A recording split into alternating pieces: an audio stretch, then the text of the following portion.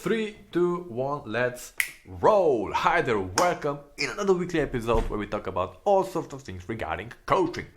It is time for part 2 of our split squat series. In the previous one, we dissected the heel strike and middle face variations. And in today's episode, we will take a look what is happening in the late and swinging phase.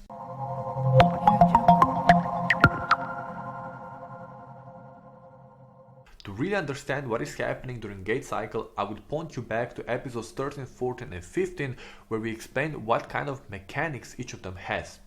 We first need to understand the mechanics so we can later on come up with exercises from which we will benefit from. These episodes are available for Patreon subscribers. So, by the way, if you haven't checked Human Function and Performance Patreon group yet, you can do that by clicking on the link below. Now, let's continue. Toe rocker is the last phase where the foot is still on the ground. The ankle joint is in a plantar flex state with the big toe in extension. This is a phase where we push forward for the ipsilateral side to pass contralateral. So, for example, if we are pushing forward, if our right leg is at the back and we're pushing forward with our right, the right side will go forward and pass the left one. It is based out of one of the biggest external rotators that we have, the glute max. A split squat or Bulgarian split squat is an example of that. We can see how the back leg is achieving more and more supination via big toe extension during descent. We can also do wall RDLs with the back foot on the wall with big toe on the floor. In that way, we are actually shifting the left side, we're delaying the left side and pushing the right side forward so it passes the left one. In that way, we are activating glute max as hell.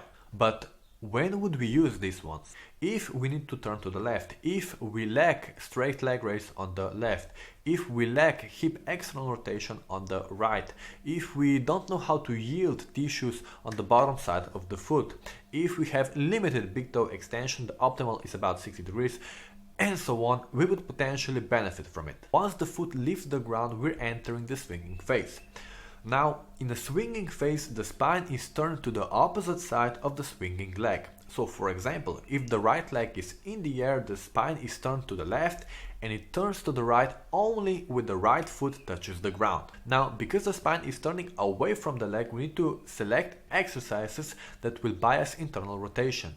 We can achieve that by elevating the front foot from the ground, which is where front foot elevated split squats come into play. It's variation where we hold kettlebell below underneath the body so that we're not turning to the left or to the right during reps, that we're not turning but we're actually going straight down and up, or exercise like, for example, a step through with a cable where we're actually going through half of the gait cycle. We know that we humans are more prone to spinal rotation to the right, so in the later stages, once we already know how to yield posterior left musculature, we can add this swinging phase drills where we're actually emphasizing the spinal rotation to the left. If we would add them before, we would actually hit the wall because we wouldn't know how to yield muscles on the left, how to delay the left side of the body so that the right side could go forward, could pass it.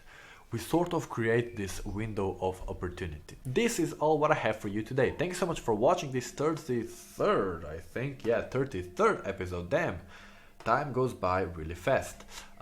If you want to know more about human movement, about mechanics, how to feel better, how to increase your movement capabilities, how to train and not feel like shit, feel free to check Human Function and Performance Patreon group. It's only approximately 10 euros per month. So if you're interested, the link is at the bottom of this video. Thank you again for watching, stay humble, strive for more, and see you in the next one.